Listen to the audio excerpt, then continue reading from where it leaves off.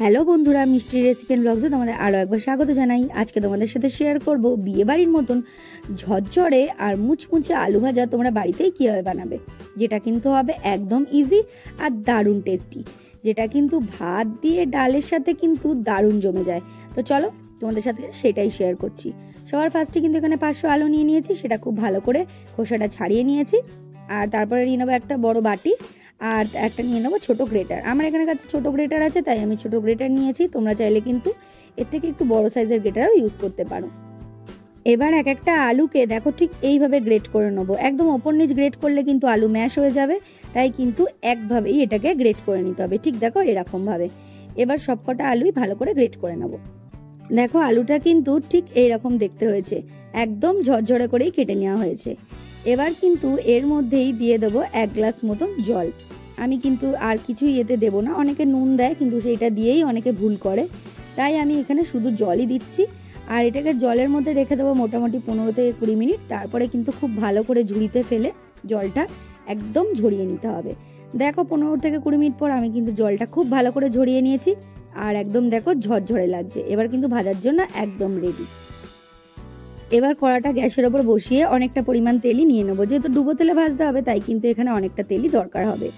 এবার তেলটা যখন খুব ভালো করে গরম হয়ে যাবে তাতে কিন্তু অল্প অল্প করে এই আলুটা দিতে হবে।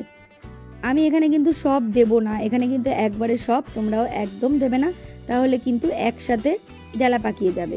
তাই অল্প অল্প করে আলুটা দেখো দিয়ে এইভাবে নাড়াচাড়া করে যখন একটু একটু ব্রাউন হয়ে আসবে তখনই কিন্তু এটা তুলে নিতে হবে, কারণ খুব বেশি লাল হওয়ার অপেক্ষায় থাকলে কিন্তু আলু ভেতরেও কিন্তু সেটা আস্তে আস্তে ফ্রাই হতে থাকে। তাই জন্য কিন্তু এরকম হালকা ব্রাউন হলে এটা তুলে নেবে, আস্তে আস্তে দেখবে খুব ভালোভাবেই ডিপ ব্রাউন হয়ে যাবে। দেখো এইভাবে কিন্তু তুলে নিলাম, আর বাদবাকি আলুগুলোও কিন্তু এই একইভাবেই ভেজে নেবো।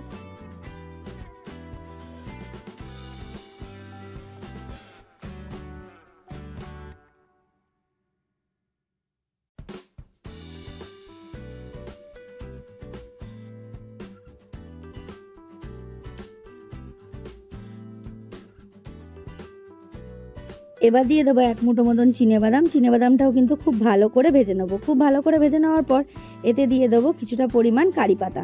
কারি পাতা কিন্তু অবশ্যই দেবে, তাহলে কিন্তু দারুণ একটা টেস্টও হয় আর খুব সুন্দর একটা গন্ধ বেরোয়।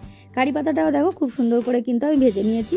ভেজে নিয়ে তেল থেকে তুলে দিয়ে দেবো আলু ভাজার মধ্যেই। দেখো বাদাম আর কারি পাতাটা কিন্তু আলু ভাজার মধ্যেই ঢেলে দিলাম, আর এরপরে দিয়ে দেবো অল্প একটুখানি বিট নুন। এবার সব কিছু একসাথে খুব ভালো করে মিশিয়ে নেবো।